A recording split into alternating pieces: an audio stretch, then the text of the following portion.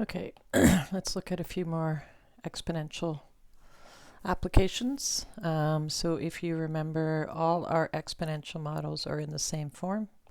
Y equals a starting amount A times a common ratio B, and then a certain number of times, which is X. So in this example, we have a crab fossil, contains 38.6 of its original carbon-14 isotope, which has a half-life of 5370 years. How old is the crab fossil? So this is what carbon-14 dating does. They are able to determine how much of the carbon-14 is left, and they know the half-life of carbon-14, so they're able to determine how old the fossil is. So we know the half-life. We're looking for time. We want to know how old it is. Now, the end amount is 38.6%.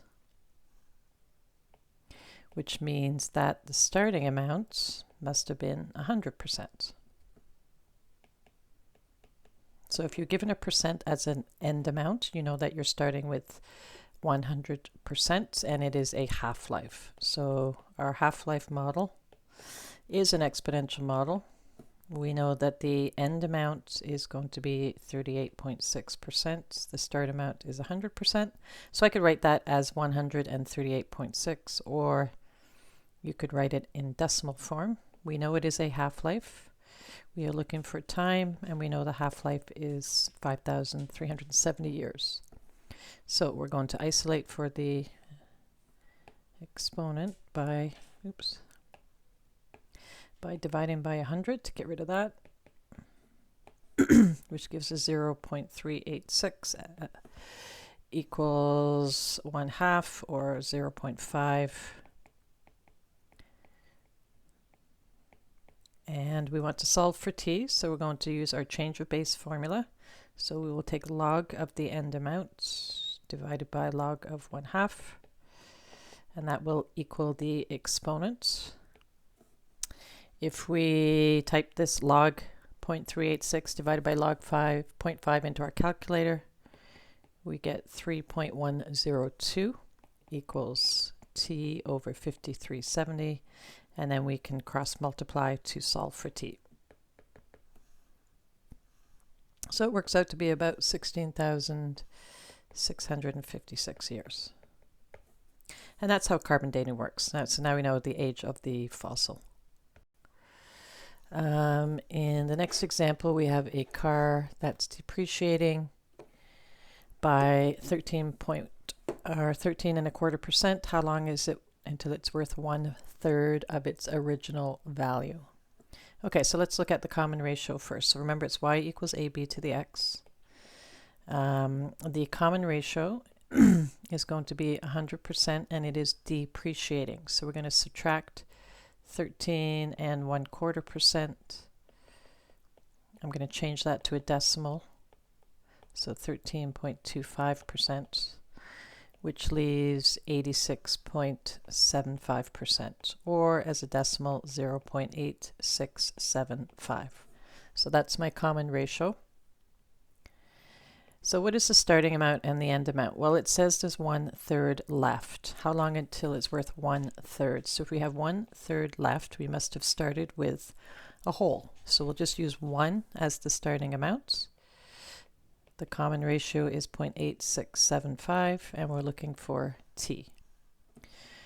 Well, if we divide by 1, that's not really going to change anything. We still have 1/3 divided by 1 is 1/3. We've got 0.8675 to the power t.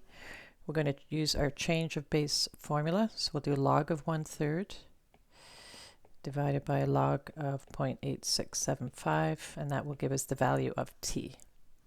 And if we type that into the calculator, t works out to be approximately 7.73 years.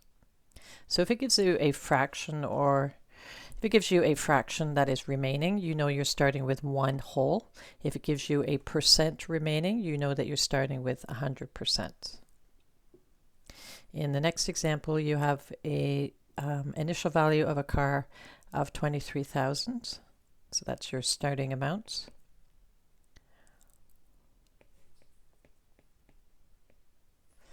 It depreciates by 30%, so my common ratio will be 100%, and depreciating by 30% means it's now valued at 70% as a decimal 0.70.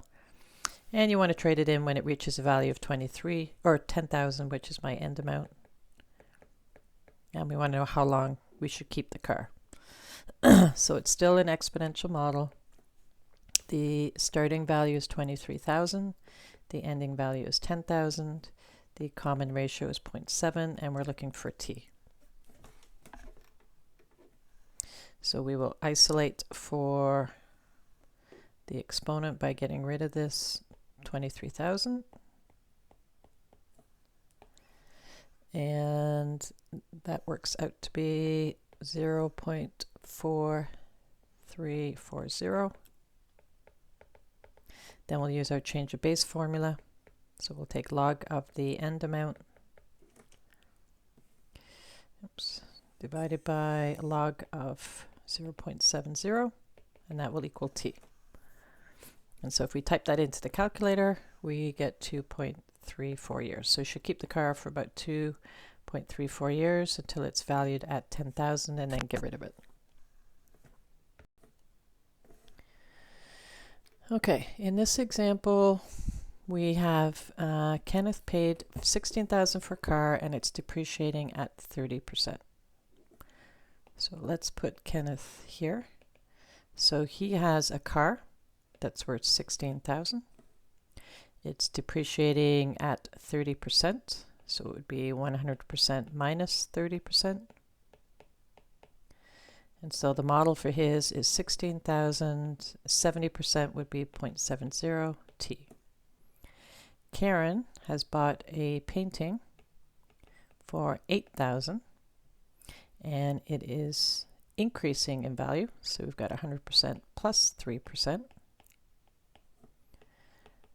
And so her painting is worth 103%, or as a decimal 1.03. We want to know when the investments are equal. So we want to know when Kenneth's investment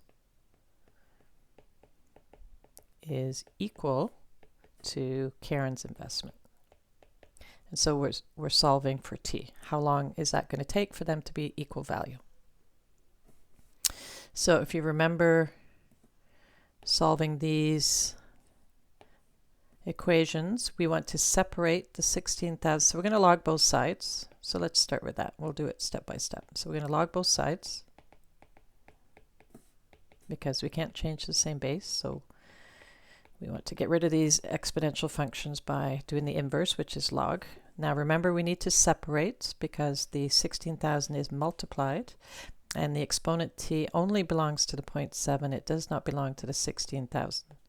So we're going to log them. We're going to use our laws of logs to separate these logs back to addition.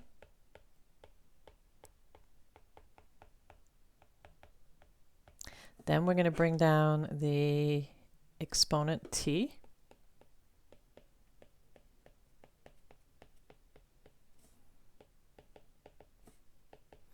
And we'll do the same on the other side. We'll bring down the exponent t. So remember, the t only belongs to the 0.7 and the 1.03. It does not belong to the 16,000 and the 8, so we have to separate them first before we bring it down.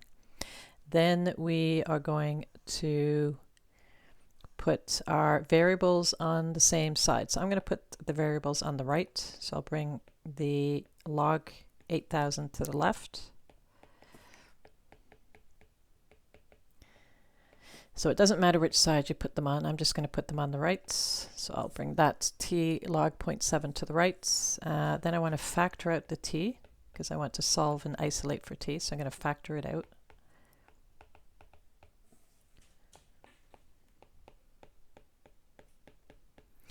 And then we want to isolate for t. So on the left, I'm going to put the subtraction back to division. So it'll be 16,000 divided by 8,000 is 2. And I'm going to divide by 1.03. Again, I'll change the subtraction back to division. So I'm going to do 1.3 divided by 0.7.